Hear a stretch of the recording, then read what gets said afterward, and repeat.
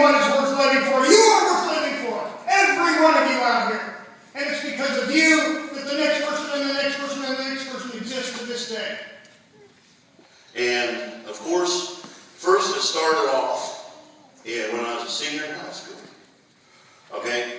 My English teacher, Mrs. Jensen, she tried, like the devil, to get me to study. I mean, she tried everything up to swat me across the back of the head. And no. She said, Jared, you're going to need this. I said, Mrs. Jensen, come on. This is English. I speak good. I don't need any of that. I'm going to go work in the foundry after high school, and then I'm going to join the army. I'm good. I will never need any of that. And she begged and pleaded. Nope. I had all the answers, right? Well, anyway, 15 years later, in Iraq, here I was in Iraq, I had this soldier. He was E4, and he was one of the greatest soldiers, the sharpest troop outside the bar. Now in garrison, he was pretty ornery. He was kind of like herding cats. If you ever tried to do that, he was just all over the place. But anyway, he had upset one of our officers pretty bad. And this officer, and whether he was good, bad, or whatever, he was still a commissioned officer. And he wanted to fire this young man. He wanted to throw him away. He wanted to court-martial him, send him back home, Fort Leavenworth. I don't care what he did was kind of bad, but nonetheless, me and the platoon sergeant, we got together and said, man, this is too good of a troop. We can't lose this guy. He's a great asset. There's no one better you'd want out in the rice paddies environment. Believe it or not, there's rice paddies, trust me. But anyway, with that being said, we went to the commander. And the commander said, you know what? All right. I tell you what, he's going to be punished. But if you can prove to me how good of a soldier he is, documented, then I will be lenient on him. And what it was, he was talking about a little loss in pay, nothing major, nothing what it could be. But okay, so here I am, right? You betcha. Roger that, sir. Went in my little hoops, had my laptop there, and went to go type in this report to salvage this young soldier, right? And here, I sat there with my computer, and he done good. Oh my gosh. So in the back of my head, while I'm sitting there typing this out, and I have this soldier's career in the palm of my hands, I hear a familiar voice, like a ghost in the back of my head. I told you, you was going to need this. So, anyway, as soon as I got back home from Iraq, and I was able to walk, I had to confront Mrs. Jensen, okay? And I told her the whole story, and it's like, oh, I'm sorry. I met her at the door, I'm sobbing almost.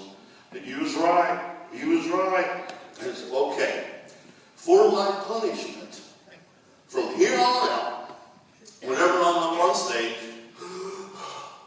I have to have all the English teachers, reading teachers, writing, grammar, please stand, please. You know where you're at? Is anyone out there? All right, give them the hand. Okay, here it goes. I'm sorry. I do need that. I didn't do it. Here I did. We take it for granted. We just take build the election and vote. Cast your votes. Well, they don't even know what that is. So anyway, with that being said,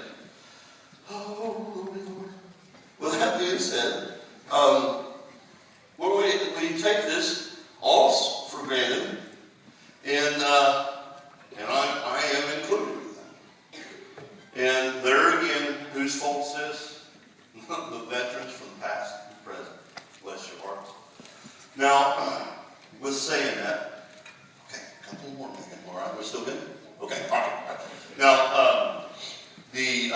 was saying that before I went to Iraq.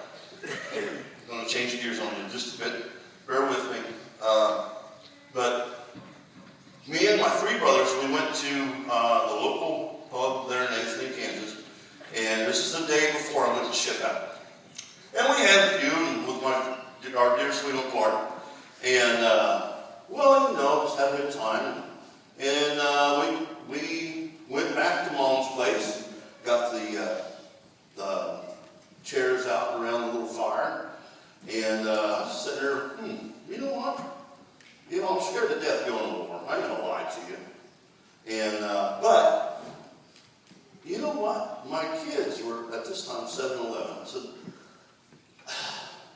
what if something happens to me? Are they going to remember me? You know? Well, my brother, my oldest brother, he looked at me and said, oh yeah, you betcha. They'll remember him. But now, if you know my oldest brother, I don't exactly know what he would tell my kids. I don't know which way they would remember me, but hopefully it'd be good, all the good things. But anyway, it just kind of dawned on me that, you know, these guys and gals have done so much. I've seen my soldiers do some of the bravest and craziest things that it's just unbelievable to tell. They've done things that Steven Spielberg would love to put on screen, but just can't quite get it. But anyway, they've done all that, but their worst fear is being forgotten. And so that is one thing we do here on this blessed day, is we remember our beautiful liberty and freedom, and for God's sakes, do not be like me with Mrs. Jensen, and then 15 years later say, oh, sorry, I should have listened to the big fat guy up on the stage that day. But anyway, remember who gave you that, and do not forget them. And in closing, okay, Megan, we're still good on time? Okay, in closing, on my last days at Walter Reed, my first days walking, you see these well, I can't listen, but the black vest, American Legion riders. The first time I met them at Walter Reed, I was one of the first days I was up on my own, and I was still legally blind. I could see shapes, what have you. But this man came up to me, and he said, grabbed my hand, thank you so much for your service, and welcome home. And I'm sitting there, okay, yeah. And of course, I was not feeling the best.